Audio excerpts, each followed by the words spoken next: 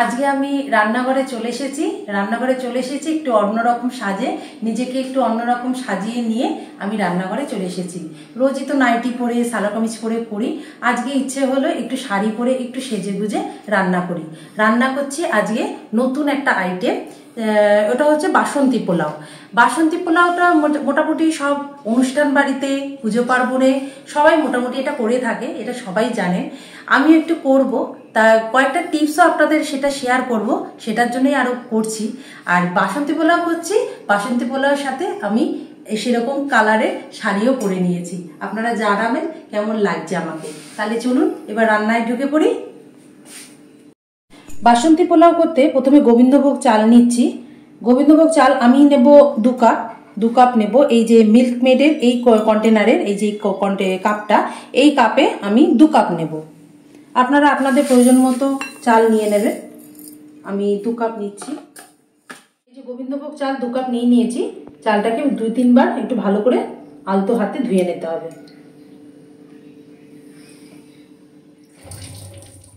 চাল ধুয়ে আমি এই ঝুড়িতে ঢেলে রেখেছি যাতে জলটা ঝরে যায়, তারপর আমি আবার ফিরে আসি। আর এদিকে আমি চালের জলটা, আর এদিকে আমি একটু মশলা করে নেবো। এই যে 1 ইঞ্চি মতো আমি আদা নিয়েছি।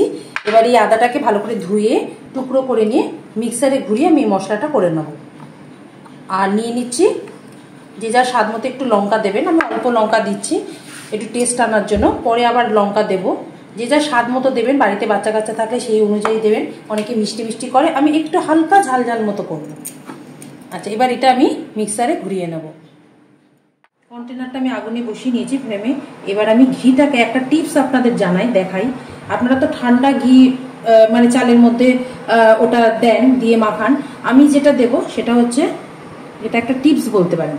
ঘিটাকে আমি যে পরিমাণ ঘি নেব, মানে মাখাতে চাইছি, সেই পরিমাণ ঘিটা আমি আগে গরম করে নেব।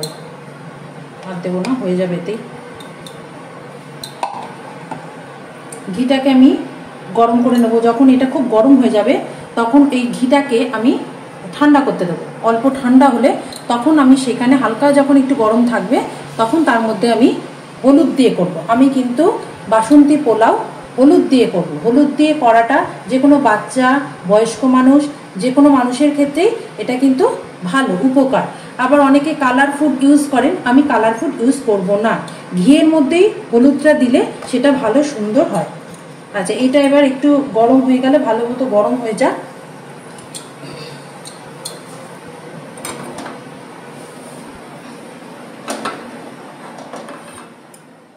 এবার আমি এটা ফ্লেমটাকে বন্ধ করে দেবো। এবার একটু ঠান্ডা হলে, যখন ধোয়া ওঠাটা বন্ধ হয়ে যাবে, তখন আমি হলুদ গুঁড়োটা দেবো। এটা হালকা ঠান্ডা হয়ে গেছে। এবার আমি হলুদ গুঁড়োটা দিচ্ছি। ফুড কালার কিন্তু আমি ইউজ করব না।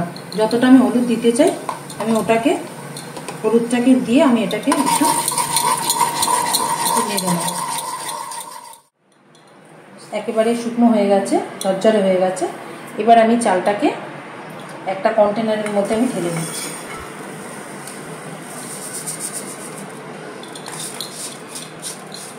এবার এর মধ্যে আমি দিয়ে দেব এই যে ঘি দিয়ে আর হলুদ দিয়ে এই যে করে রেখেছি, এটা আমি এর মধ্যে দিয়ে দেব।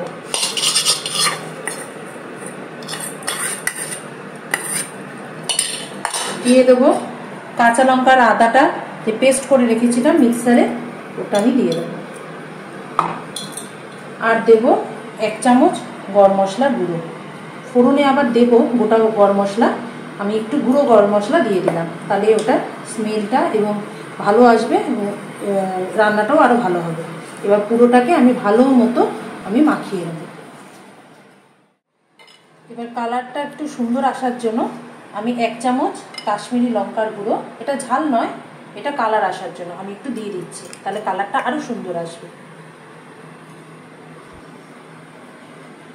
এবার সব কিছু আমি ভালো করে মেখে নিতে হবে। ভালো করে মাখিয়ে বেশ কিছুক্ষণ, মাখানোটা এরকম হবে। আমার মাখানো কমপ্লিট। আর এরকম মেখে রেখে আমি 5 মিনিট রেখে দেবো। রেখে তারপর আমি রান্না করতে যে জলের মাপটা, এটাও কিন্তু খুব ইম্পর্টেন্ট। কি পরিমাণ জলটা নিতে হবে। আমি নিয়েছিলাম এই মিল্ক মেডের এই যে কন্টেনারটা, এটা 2 কাপ আমি চাল নিয়েছিলাম। 2 কাপ চাল নিলে এটা 4 কাপ জল নিয়ে গরম করে নিতে হবে। আর এটা আরেকটা টিপস আছে, যদি পুরনো চাল হয়, যদি নতুন চাল হয় তাহলে তার ডবল জল নেবেন, আর যদি পুরনো চাল হয় গোবিন্দভোগ চাল তাহলে 1/2 কাপ কিন্তু বেশি নেবেন জলটা, তাহলে মাপটা ঠিক হয়। এটা আমার পুরনো চাল নয়, নতুন চাল, তাই ডবল জলই নিয়ে নেব। জলটা গরম করে নিই, তারপর আবার ফিরে আসছি। কড়াই বসিয়ে দিয়েছি আমি। এবার কড়াইয়ের মধ্যে দিয়ে দেবো সাদা তেল, দিয়ে দেব একটু সাদা তেলের সাথে একটু ঘি দিলে টেস্ট হয়। পুরো সাদা তেলেও করতে পারেন, আবার পুরো ঘিতেও করতে পারেন। আমি সাদা তেলের সাথে একটু ঘি মিশিয়ে করব, তাহলে ভালো হয় জিনিসটা। ঘি তো এমনিতে চালের সাথে মাখা আছে। এবার দিয়ে দেবো একটা তেজপাতা। তেজপাতাটা মাঝখান দিয়ে একটু কেটে নিয়েছি, ছিঁড়ে নিয়েছি, ছিঁড়ে দিয়ে দিলাম।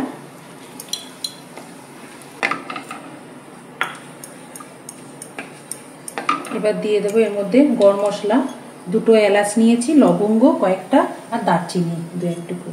এবার এটা দিয়ে দেবো। ভাজা স্মেল চলে এসেছে। এবার আমি দিয়ে দেবো কাজু।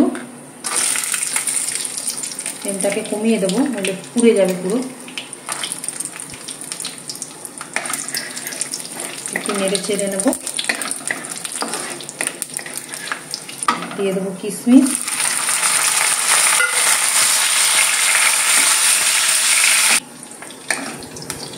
ভাজা হয়ে গেছে। এবার আমি একটু একটু করে চালটা এর মধ্যে দিয়ে দেবো।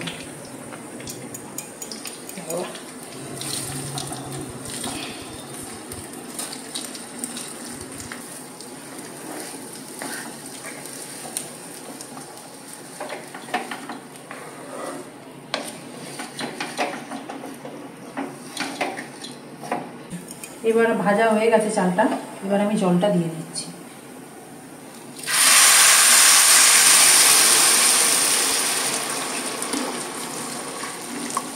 জলটা তো আমার একই ছিল, কতটা দেব।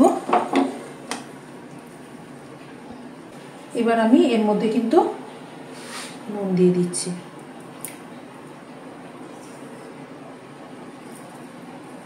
দিয়ে দিচ্ছি চিনি, যে যা স্বাদ মতন দেবেন। কেউ যদি মিষ্টি মিষ্টি বেশি খেতে চান তাহলে মিষ্টি সেরকম দেবেন, আর যারা মিষ্টি কম খেতে চান তারা সেরকমভাবে মিষ্টি আর কি দেবেন, অল্প দেবেন। এবার আমি কয়েকটা লঙ্কা দিয়ে দিচ্ছি, আপনারা দিতেও পারেন, এটা স্কিপও করতে পারেন। আমি দিয়ে দিলাম লঙ্কা, আর নুন চিনি তো দেওয়াই আছে। এবার আমি এটা কড়াইতে যেহেতু করছি, আপনারা প্রেসার কুকারেও এটা করা যায়, আর আমি যেহেতু কড়াইতে করছি একদম ফ্লেমটাকে কমিয়ে নিয়ে এবার এটাকে 10 থেকে 12 মিনিট দমে রাখতে হবে ঠিকই। তারপর আমি ফিরে আসছি।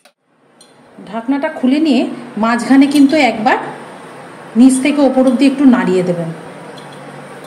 আর দেখুন অনেকটা হয়েই এসেছে, আর একটু কিছুক্ষণ থাকলেই ব্যাস হয়ে যাবে। এটা আমার জলটা টেনেও নিয়েছে, এই যে একদম মাপে মাপে হয়েছে। আর একটুখানি থাকলে আমার রান্নাটা কমপ্লিট। পুরো একদম এই যে একদম ঝুরঝুরে হয়েছে।